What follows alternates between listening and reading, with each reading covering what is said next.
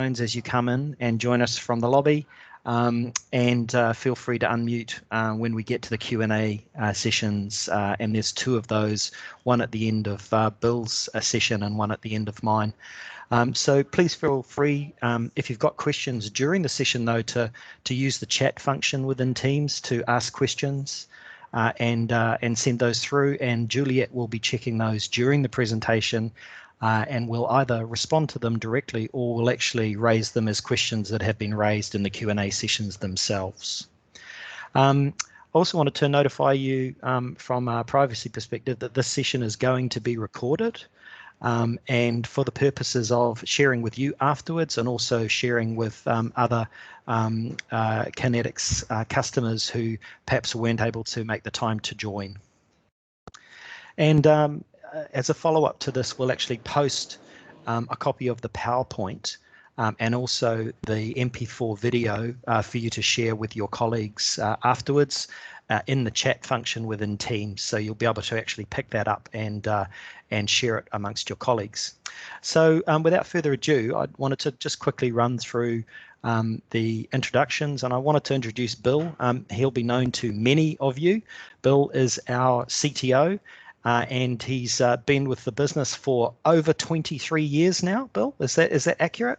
I'm not counting, Matt. No, I'm not counting either. But from the perspective of having someone as senior as Bill, who has seen a massive amount of change in our IT industry, and his passion over the last 5 years has certainly been cybersecurity. It's great to get Bill's insights as to what's going on with the velocity of change that he's seeing in the marketplace, how the likes of Kinetics can actually respond to those changes, because obviously you as individuals are individual customers of Kinetics, but we serve multiple customers and we protect your lights on IT.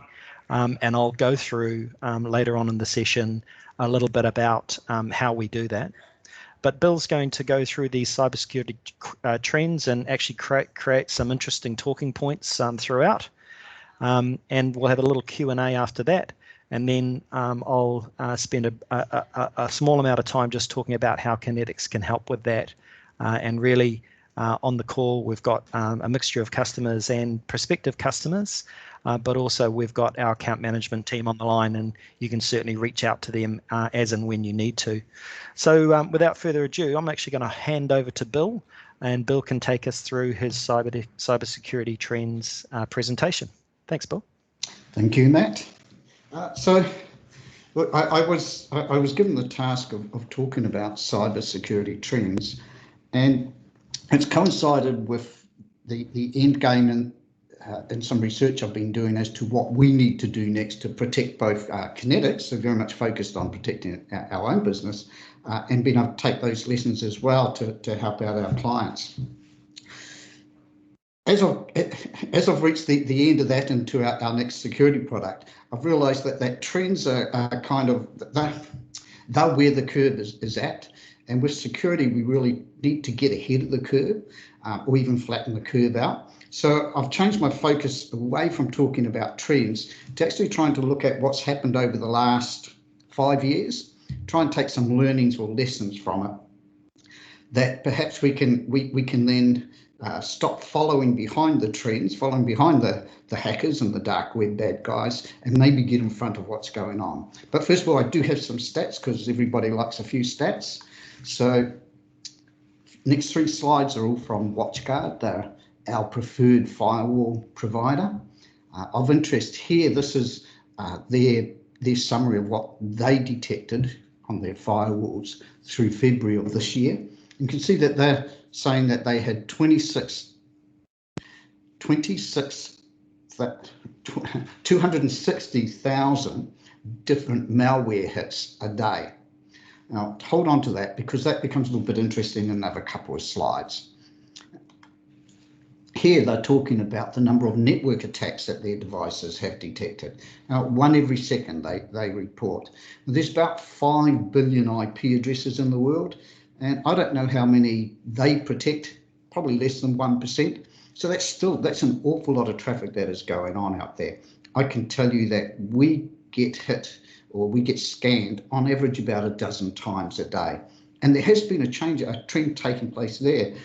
5 years ago, that traffic would have been coming out of perhaps Asian countries or Eastern European countries. More and more we see the traffic is originating from Australian and New Zealand IP addresses. So that's possibly a hint that the dark web hackers are aware that we're using geofencing, so they're using local IPs to try and bypass that. Now, this is the key slide here. That 260,000 malwares that they were detecting a day, they're telling us that 60% of them are what's referred to as a 0 day, meaning they haven't actually seen this before. Now, I'm not sure of how they measure 0 day. I have a feeling that they're saying that it's not an exact match for something else. So because you can these days automate malware, so you can have a program that takes your malware and changes it automatically as the day goes on, so it's looking different all the time to get past defenses. But 0 day is really important, because 0 day is a trend that we are going to talk about, and a lesson that we've picked up from that trend. Now, just before we get into this, so really cybercrime falls into, from the way I look at it, 3 major categories. We have ransomware, which is your encryption and your data theft, and you've probably heard today about Acer computers. The latest news is their encryption, that they are being held ransom for $100 million to unencrypt their network. They get a discount if they pay up in the next 24 hours, and only cost them $50 million. The other news is as well that, and this came out this morning, that the ransomware attackers have also stolen data from them, and that data is already for sale on the dark web. The other thing we're all familiar with is your email-based fraud, CEO fraud, invoice fraud. Just last week we had a charity client that was tricked into going out and buying gift cards. Somebody in the admin department thought they were communicating with the CEO, who wanted to give some gift cards as thank yous to people. So they put them together, passed the numbers on. That's money they'll never see again. The other one that's not quite so much on people's radar, theft of resources, so crypto mining. That's a sneaky one. If I was crypto mining on this network here, I'm making use of the computers after everybody's gone home, maybe using 20-30% of their CPU power. That's actually would be a reasonably significant spike in people's electricity usage, but a real hard one for perhaps people to realise that something's going on. Okay, right, back to perhaps I think the more interesting things. So lessons that I've been picking up. So cybercrime is still relatively new. Although the first ransom of a computer network was back in the 80s, really ransomware came out in 2011. And it had a brief spurt and then it died off. And really, it's only in recent years, probably 2017, that cybercrime really has become the big business that it is today.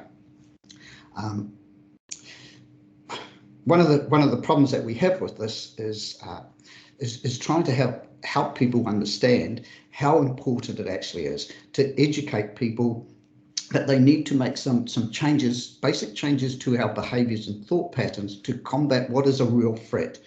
People are kind of pushing back on this. We're going to cover off that in a second. The way I look at it, it's like safety belts and bike helmets. Nobody hops in a car today without putting on a safety belt. None of us would put any of our children on a bike without a helmet. But those are behaviours that a lot of people push back against in the not so distant past. Now, this slide here, which I have kept in the deck, although I will fully admit it's a messy one. This started off in my notes as the importance of understanding the importance of security. In my head, that of course turned into the importance of being earnest, which is a Oscar Wilde play. That is a photo of Oscar Wilde, and the reason I've kept this slide is I used to have that haircut.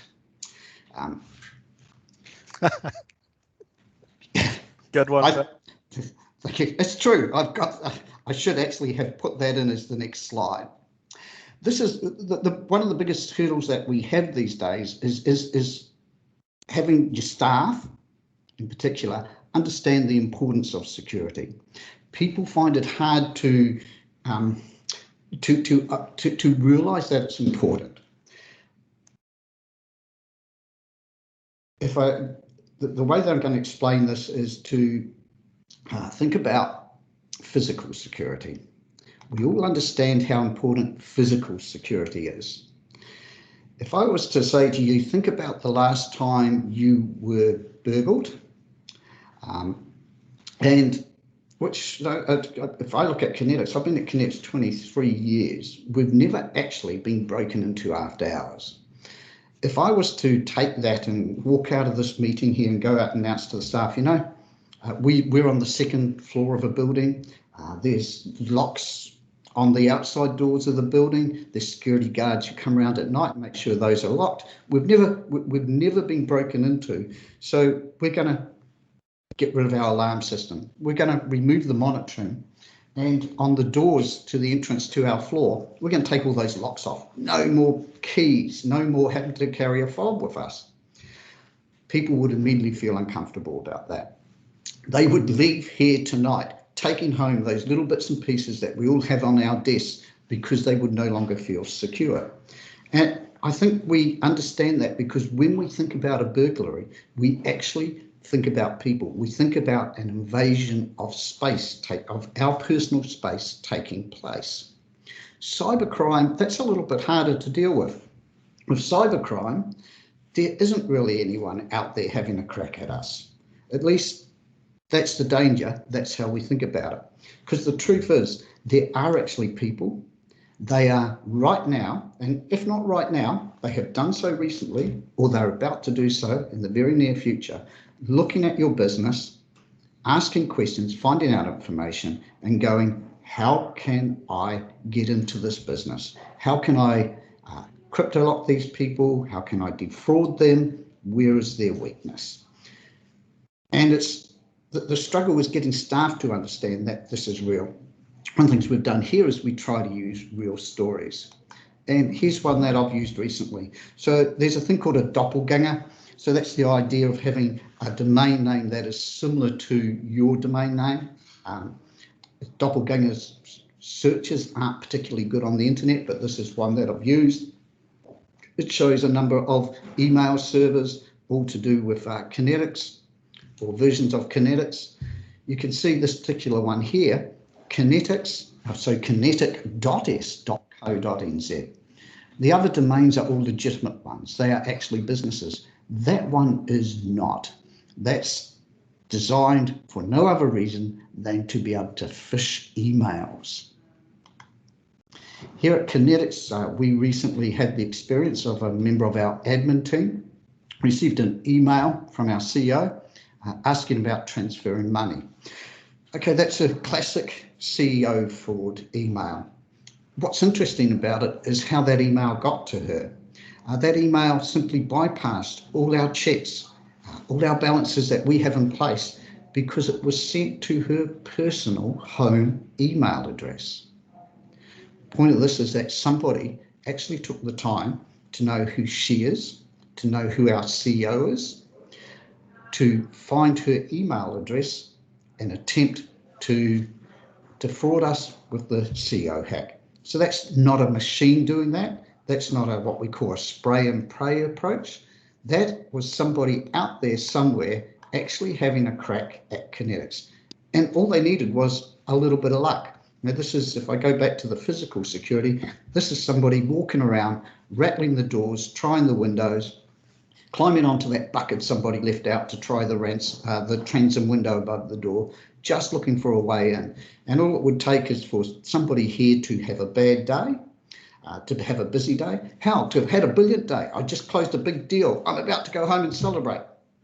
I will casually deal with that email. So how can we protect ourselves in this world?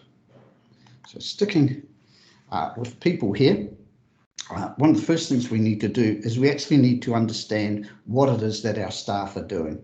So we went out here and we said to everybody here, Can you tell us what applications you are using to do your job?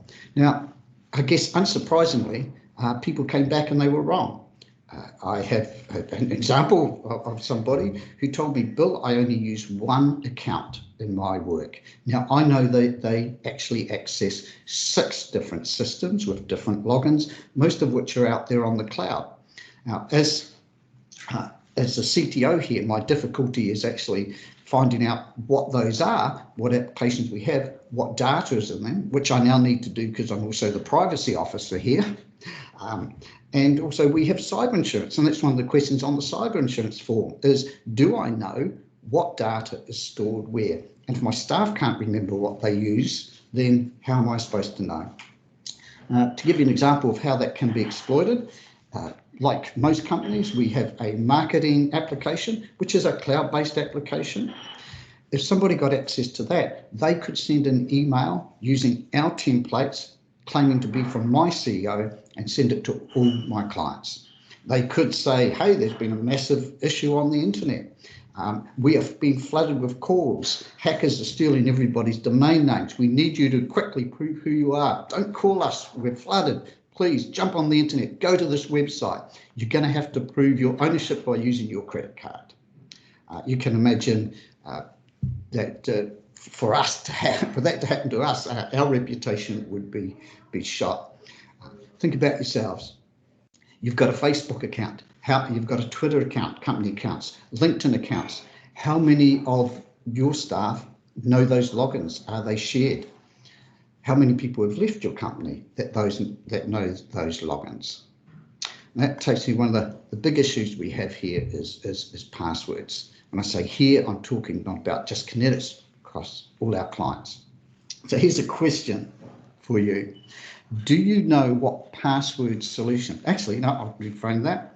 What password solution are you using in your company? Now, you're probably going to sit there and go, oh, well, actually, we don't have one. And that's a worrying answer, because you think you don't have one, your staff have one, whether you know about it or not. And it's likely to be one that's really easy for them. So they actually won't, in the case of here, when I said, somebody said, I only have one account, it's because they've let those other passwords get saved into their web browser. So they forget they even have to log into those. Or they're using memorable passwords.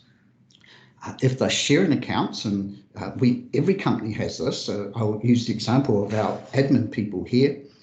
We have hop cards, we have parking application apps, we have a number of things in which you only have one login. So we have to have multiple people who use that.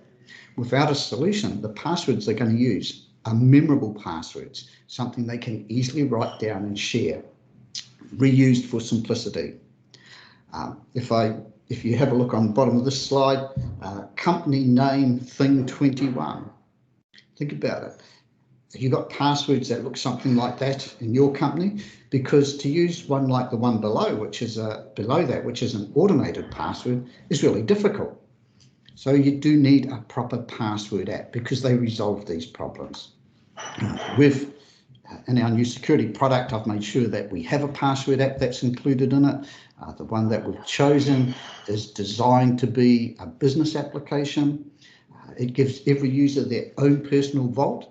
So my version of this in my private vault, which, because I administer this, I know is totally private. I can't see in anyone else's. Nobody else can see mine. So I've got all my personal passwords in there. Those things that I use both at home and at work, like my personal bank password. And those passwords are now very complex, because I never actually need to write them down or use them. The application will auto insert those if I ask for it, or I can copy and paste it. The application that we've chosen also allows us to create folders for the clients, and my staff can't see into these folders. So in our case, using the Office Admins one, only the Office Admin people can see it, and they keep their shared passwords in there. The great thing about that is that now those passwords are, one, auto-generated. They are really complex. Two, it means one of them can sit down, and every quarter they just go and they change those passwords on all those accounts. They don't even have to tell the rest of the department they're doing this, because the whole process of logging into those becomes automated.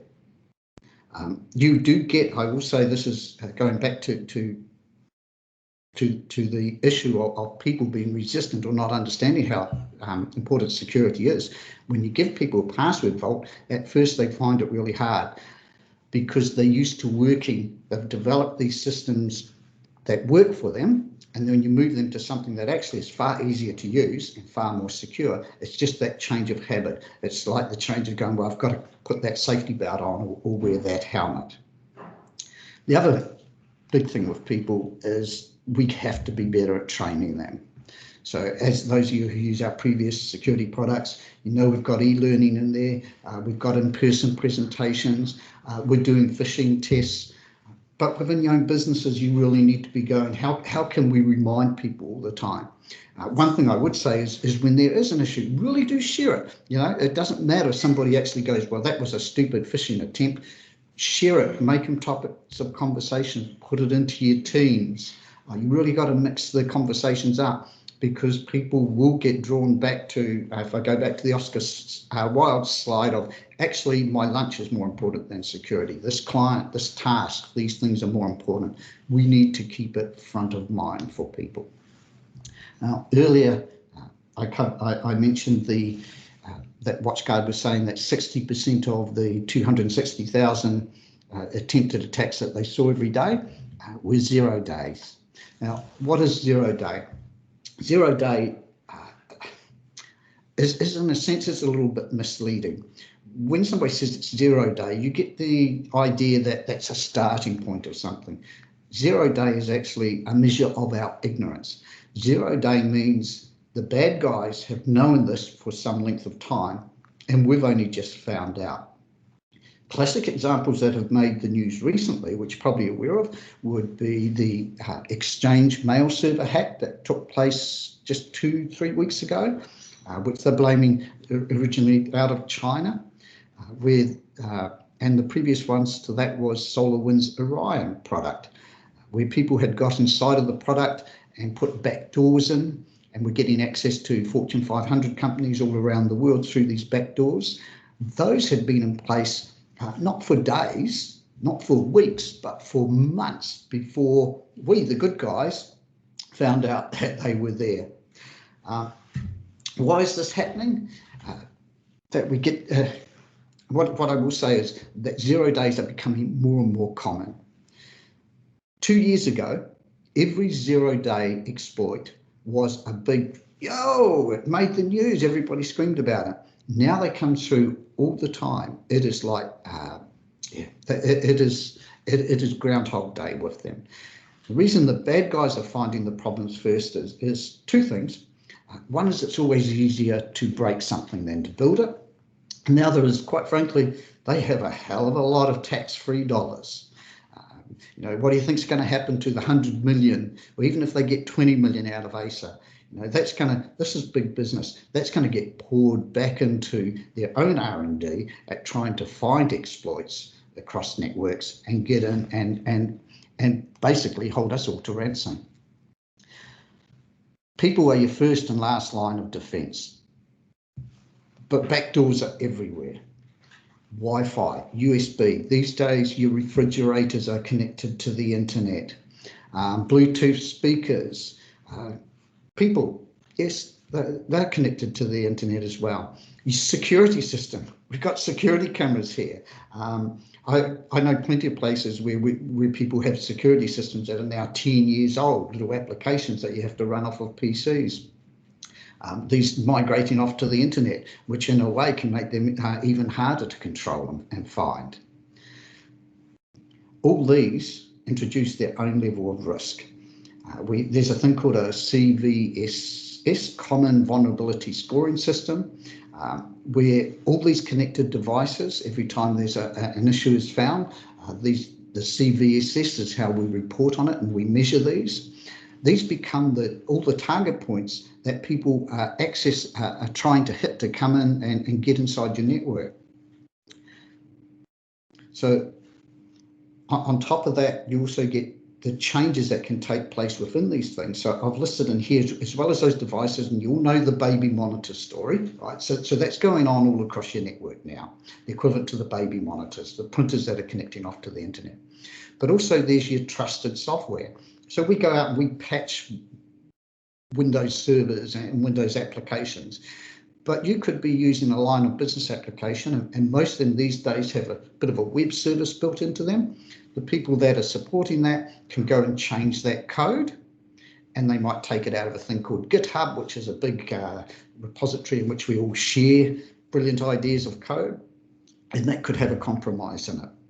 So what was good yesterday could become bad today. Another example that I would give around that, and from our own experience here, is we built a server here and we followed the best practice from the software vendor who then installed the software on it. 2 years later, we ran a vulnerability scan across that server, and it warned us about some insecure protocols. So in other words, somebody could actually, if they got inside my network, they'd be able to read the authentication traffic to the server very easily. So I reach out to the vendor and I say, well, I need to shut these down. What's the impact? And they go, oh, it's perfectly fine to shut them down. It's in our best practice that you should do this. But it wasn't in their best practice when I built it 2 years ago. So that's one of the challenges we have. How do I track all these things? How do I manage all these things? How do I protect myself? When today's Secret Santa gift of a USB device could be tomorrow's hack. Well, there are some technology solutions to help us here. As I've said, we need to protect against zero-day exploits. So how do we protect, in other words, against the unknown? And also, I need to constantly be going back and asking myself, those decisions from the past, are they still relevant? Those things that we did 6 months ago, are they still valid now, or 2 years ago, or 3 years ago? So rather than technology perhaps being a vaccine shot, we need to have perhaps a more holistic health plan.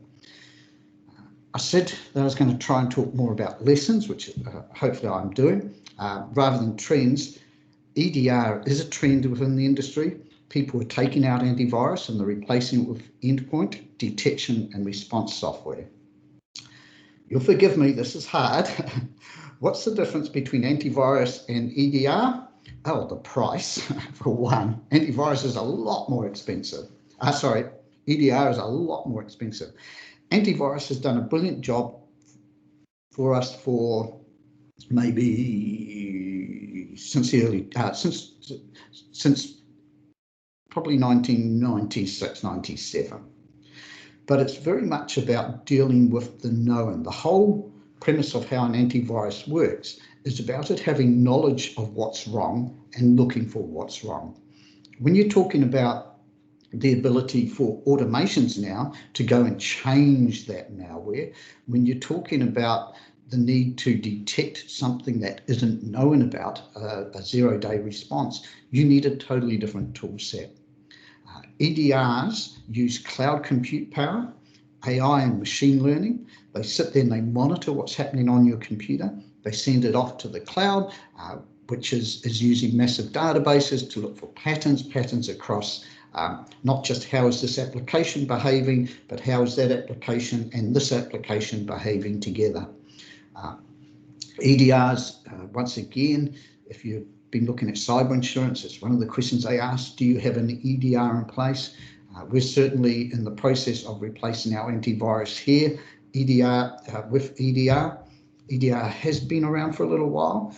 Right now, I will say, if you were looking for one, it's a little bit of the Wild West out there. Everybody who's ever had an antivirus is rebranding it as EDR. That's not necessarily strictly true. If you're interested in costs, anything from 5 to 7 times the cost of an antivirus.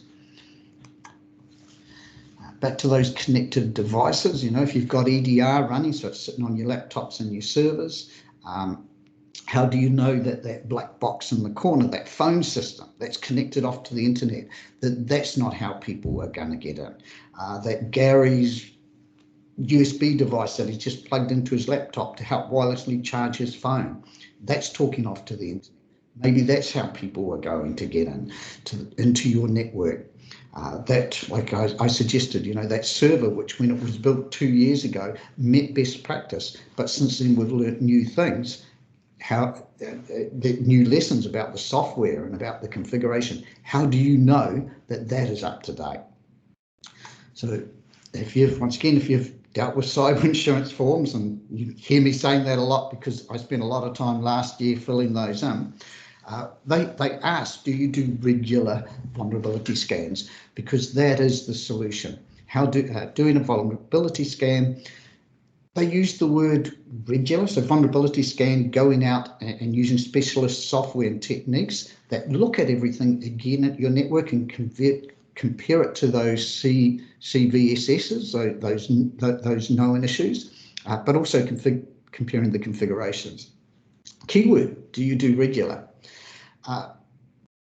It's not uncommon these days for companies to maybe go out and do a one-off vulnerability scan, even perhaps think about doing it yearly. With the pace of change of what's going on, and I'll use the Exchange one from 2 weeks ago, that went from nothing to see here to a worldwide hack.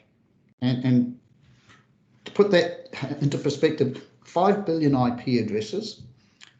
We find out about this issue and start patching that night, 5 billion IP addresses in the world. As we're patching, those servers are being attacked. So that's how quickly things can explode and change. So having somebody come in, run a big vulnerability scan, which can take days, produces an awful lot of information, goes through and spends several days reviewing that and come in presenting you a report. Meanwhile, that's already out of date. So we're introducing vulnerability scanning. Those of you, once again, who have done cyber insurance forms will know vulnerability scanning is really expensive. Think easily $10,000 to $15,000. That's partly because people think about it as happening once every year, reinventing the wheel every time. What we're saying is to deal with these issues, we need to do this more often. So we're introducing the ability to do a cadence. It's kind of a daily, weekly, monthly, and excuse me because I haven't got a term for this, and once a trimester. There is no such thing as a trimesterly, of a different series of scans that are looking for different things at different intensity. And by doing them on a regular basis, we can use baselines and change reporting to actually indicate much quicker what's changed and what's taking place. So in the case of what we're going to be doing here on our network now and offering to you all shortly, we're going to have the monthly scan, which is going out looking, targeting the most common, your Windows devices, your servers, that software that gets installed on them, what's actually happening on your PCs as far as security policies, going back and constantly comparing that to a baseline, understanding what's going on and what's changing, because changes do take place all the time on your network. We're also going to do external vulnerability scan. So I've recently seen a client who I believe has been offered a scan of one public IP address for $2,000. So we're actually going, well, what she's to do, you need to do all your public IP addresses. As I back at the start mentioned, we get scanned. So our firewall, a dozen times a day from different IP addresses, people looking for weaknesses. So what's the use of me checking once a year to see if there's a problem? They're checking daily. So we're going to do this monthly. We can't do it daily. That's unfortunately just takes way too long. But as part of the monthly cycle, we're going to be doing a proper vulnerability scan, externally looking into your network. So the first one is the first monthly one. That's about the configuration inside of your devices, what's taking place. And then we also do this external one. How's that looking from the outside world? Once a trimester, we do a deep internal vulnerability scan. A bit like EDR, this becomes difficult to explain the differences here. If I just say that the monthly one is probably going to take most of a day to run. This is one where we're probably talking about days rather than hours. So this is the guy that actually would look and see, I have an IP address, what is on there? Now I'm going to scan everything there. So it's actually not just looking at your Windows devices, your work surfaces. This is the one that's also looking at your security cameras, your phone systems, looking for anything new that's come in, looking for changes that might have taken place. We're looking to include in this, also going through known lists of passwords. This also pulls out anonymous logins and gives us more information about how access is taking place across the network. As I'm sure you can understand, this all generates an awful lot of information. It is information that we have already found useful, by the way. We've started doing this here. So to manage that, we do need to, we use a lot of change reporting, comparisons to baselines, to understand what's really going on. Because even those of you who have the most trusted relationship with us, we know we are not the only people that look after you. You do have printer people come in, you do have line of business applications people that come in and do work on your network. There's a lot of changes that can be taking place. We can even be making changes ourselves that in consultation with you were perfectly valid decisions this day, but may not be so in 6 months' time. Having those baselines, comparing to those, resetting and revisiting constantly is the only way to really get ahead of the curve. But wait, there's more. I've kept this towards the end of the presentation because to me, it's the real sexy part.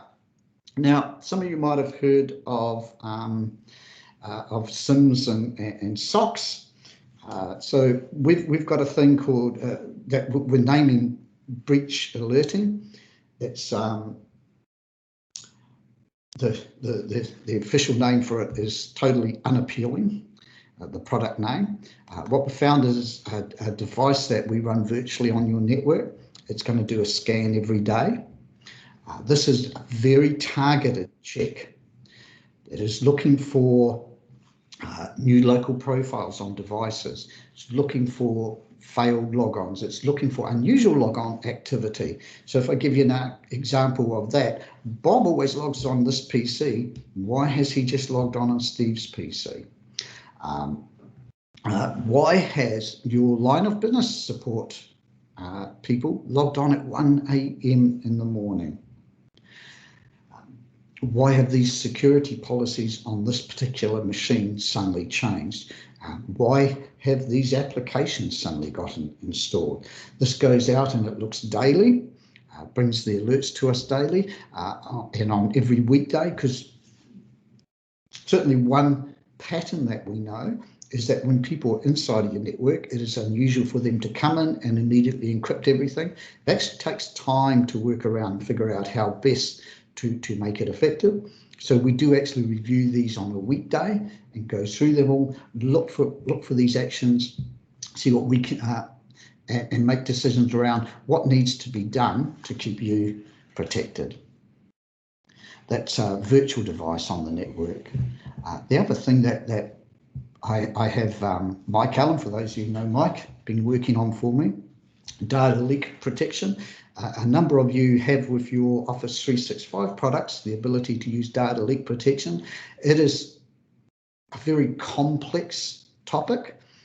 What we've come to realize, though, is that instead of trying to come from it at the point of view of what's best for this company, because then you have to make this product work, you then need to invest an awful lot of time. Instead go, what's common across product companies? And we're putting together a few basic things that we can put out for a client. And the example that I have at this point in time is that if you've got an email that you wish to send externally or internally, and it is confidential information, that you can tag it, and the person who receives it can read that email, can read that attachment, but they cannot forward it or print it or screenshot it. Something which I would think for a number of our clients would be quite useful. So we're looking at adding that into as part of our deployment. For those who don't know, we already have here a data breach protocol. So we have a team of guys when there's an issue. Any problem is automatically escalated to them. So they're constantly rebuilding on the information. We don't reinvent the wheel every time. We're building into that simple things like to help to remind you that if you have cyber insurance, there's probably some processes that you need to follow when you're breached to alert your cyber insurance people. And these days with the privacy requirements, to help guide you through what you need in order to meet those requirements. So those guys are here anytime there's a problem. Now, Juliet, do we have any questions at this point?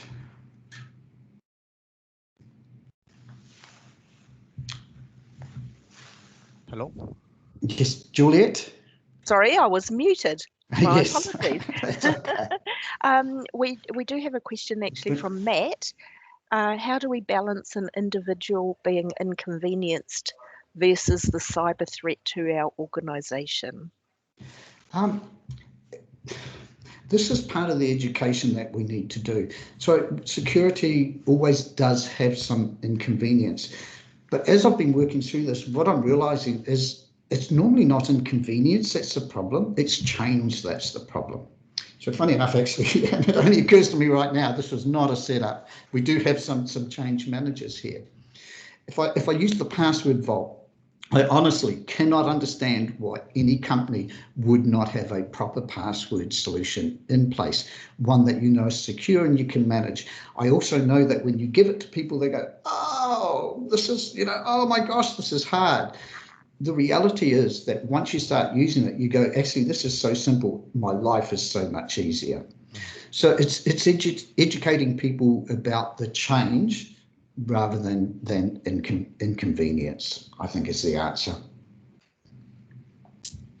Okay. Good answer, Bill.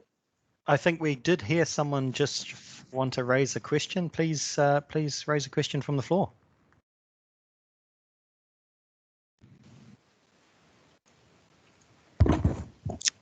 Sorry, Bill. Aaron here. I'm not sure if somebody else wanted to ask this a question right now, but I've got one about the size of the business, because a lot of businesses are saying to me, "Oh, we're too small for to be concerned about that. This is only something that's of concern to big businesses." What can you tell us about the attacks or vulnerabilities of small businesses and how they're being targeted compared to large businesses? Okay, so that's one of the issues we've got when I talk about our staff, first and last line of defence. Unfortunately, most of the public examples are like ASA. Certainly, I find it hard to sit there and go, oh, they've been held ransom for $100 million. That's going to affect me how? That would be like me hearing a story about, people with private jets have a problem. How does that in fact impact me? The reality is that everybody is being attacked. I used those two examples. I used ASA, but the other was a charity. Charities don't have a lot of money. I don't know how much they lost, but that simple act of, I want to give some gift cards to these people. Can you go away and buy them? Give me the I don't know what they were, whether they were Amazon or whatever. Give me the numbers, I'll distribute them. That money is gone. What I would say is this: if you pay a bill or you send somebody an invoice, you're at risk. If your company doesn't involve any money anywhere, you're probably okay. So they will adjust. They will adjust what they're doing based on the size of the victim. And there are a lot of people doing this, and they range from the state actors all the way down to the guy who's sitting in his bedroom somewhere going, well, nobody's going to know it's me. I'm going to have a crack at this because I might make $1,000. All I need is an internet, and I can go and, because you can actually buy a lot of these tools online.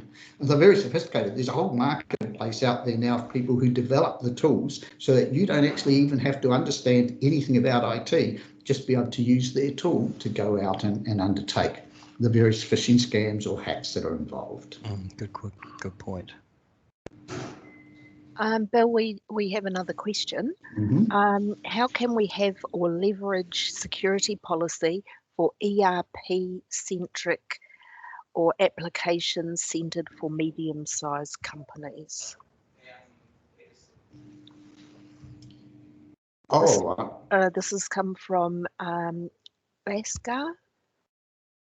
Okay. I'm going to say I'm happy if you want to talk, Esther, because I'm struggling to get the question. So if you want to unmute, perhaps you could give me some details. Hello, this is Bhaskar. Yes, so yeah. Can you perhaps, I know it's difficult if you're typing the question to phrase it. I understand. So actually, as I followed this presentation, what I understand is basically security concerns, security policies are mostly for the big size companies, and if we have a cloud computing, Azure or AWS marketplace, something we have a cloud technologies. What if we have something only ERP centric and we only have a dedicated ERP application? For that, like, what do you suggest? Any security policies, something like that? Okay, so first of all, our average client size, and this, well, we're doing this at Kinetics. We have 45 people. These solutions, password vault, EDR, even doing the network scans, they are not big company solutions. Big companies are using them, they're doing them. But we've gone out and we've done it in a way where we can do this for smaller organizations. There are some caveats around that, because if you haven't got the correct type of technology, doing the scans isn't useful. But nevertheless, it is a small company solution. As I've said, if you deal with money, as in you send out an invoice or you pay invoices, you are at risk. If you're purely a cloud company and you don't have internal infrastructure, that's not going to change whether or not you're a target, because you still got to log into things. I can still, because the risks are, one, that I'm going to breach you and I'm going to hold you to ransom, or I'm going to trick you into paying something, or I breach you and I use your resources to trick your clients. So you still need to take security seriously. And look, I'm happy to go about offline to go over what might fit your particular situation. That's not a problem. You can see my email here, and if you're wondering about the cat, that was my birthday card this year had that cat on the front, and I thought, I just love that. It is now my personal profile picture. So look, please drop me an email. We can talk, we can go over and see what fits with you guys. Not a problem. Yeah, thanks. Thank you. Bill, we also have a question from Scott. Scott, would you like to ask Bill your question regarding cyber insurance and how our security aligns with that? Sure. Well, we did mention cyber insurance at one or two stages. I just wanted you to maybe if you can confirm, are cyber insurance requirements standardized?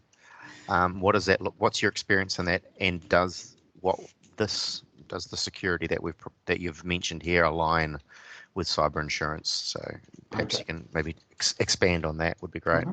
Yep. So first of all, a little bit of scuttlebutt.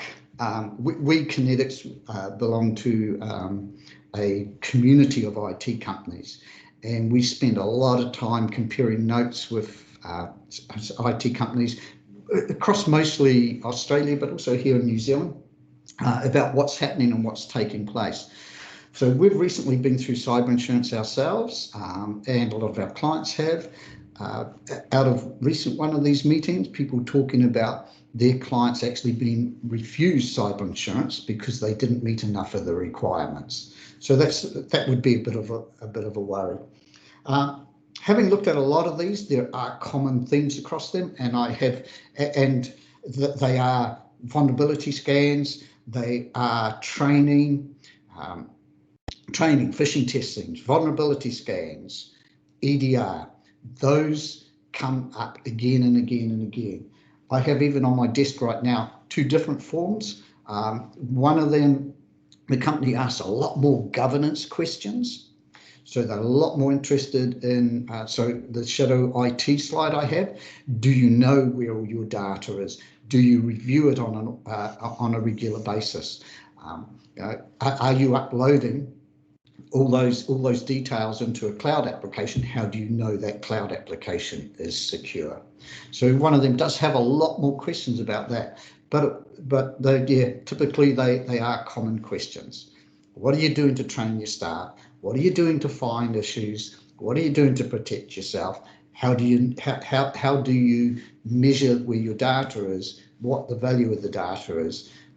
It's safe, and if there was one other theme all the way through, and do you repeat? Do you repeat? They're not interested in a point in time. Does that answer? Yes, it does. Thanks, Bill. That's good. Okay. Okay.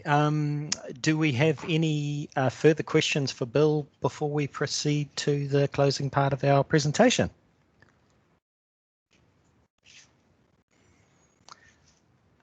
Please take Bill up on his comment to follow up with him directly after this if you wish.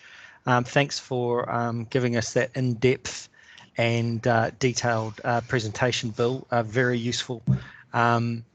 I thought I'd talk a little bit about how we approach our framework around cybersecurity using the NIST framework, and that is the National Institute of Standards and Technology. And it's really focused around the 5 pizza wedges here around protect and educate your people. And that's kind of what we are doing right now with you, our customers, and our prospective customers on this call. I mentioned the previous cybersecurity briefing that we did in December. We're going to continue with these things because we truly believe that it actually starts with us as your trusted lights on IT services, managed service provider, to be providing you with the relevant information and also making you aware of the services that we have to protect you against these issues and threats. So when you look at protecting your people, you've got to obviously then tie it into identifying the threats and vulnerabilities, detecting and understanding the targets and the methods that hackers will use, and then developing your response plan and your recovery plan. All these things are key elements in the way in which we approach cybersecurity at Kinetics. Could I have the next slide, please, Bill? So in this slide, if you are a premium care or core fundamentals customer, we absolutely, as the basics for managed services, if you could click through, please, Bill, just another couple of times. We absolutely look at managed antivirus. We look at managed patching for Windows and Office and common software. And we also look at managed backup. But then Kinetics evaluate over and above this is the way that we work with our Cambium team to provide professional services to enhance those base layer support capabilities. So advisory services, many of you be familiar with our flight plan that we run on an annual basis if you're a premium care customer. And also, we also have an IT manager as a service offering. If you could go to the next slide, please, Bill. And again, just click through. So what we have here is a layered approach to our services. Another click, please, Bill, or 2. There we go. So with those base services, about 18 months ago, we introduced what we called Care for Security. I've mentioned to you about the changes that we've even seen in the last quarter, the likes of the Exchange server hack, which has created some 0-day response requirements from vendors like ourselves, where we are rushing to support our clients to patch those servers and also to make sure that the vulnerability isn't there. Unfortunately, that doesn't mean that you are protected now that you're patched. In fact, Microsoft in the forums have actually been saying very clearly that potentially up to 60% of the total Exchange server environments may have had the vulnerability exploited, but you just don't know about it. And the 0-day thing is very important for you to be aware of, because the ability to do the likes of EDR, external and deep vulnerability scanning and breach alerting is going to become more and more important for you to be able to pick up these things going forward. So Bill mentioned throughout the presentation that he's been working on the next layer of security. We've previously said that, you know, cybersecurity is like an onion. You've got to layer levels of security over and above what you already have. So if we look at Care for Security 1, we realize now that it's no longer the premier offering for our small medium enterprise customer base. We need to layer on top of that the offerings like EDR, external vulnerability, and deep internal vulnerability scanning and breach alerting, and that is what we're looking to launch in Care for Security 2. So a key part of that is obviously the people on the call, including our client execs and our BDMs, are armed with what that will actually deliver for your organizations. And I'd welcome you to have the conversation with your account manager about how we can help in that space. And one other thing that I will mention, which was mentioned in the last presentation, is around the Care Security Review. We do actually have a one-off point in time structured interview where we'll go through about 50 structured questions in a 90-minute interview and then come up with a report specifically across your entire organization, which takes into account the likes of the governance across how you're protecting your privacy and your security across all areas of your business. So could I just get you to press the next one, please, Bill? So as part of that ongoing education, I've put a slide here which is some links to some of the things that we update on a regular basis on our kinetics.co.nz website. And these are usually previous articles that we've published via our newsletters. This is just a subset of that. There is some more recent ones if you go to our website. And you can access that for sharing information within your own organization. And I suppose that's the end of the session. We've got 2 minutes to run. I would just ask everyone on the call if there's any questions or if there's anything that you'd like following up on, please either post it on the chat or ask a question now.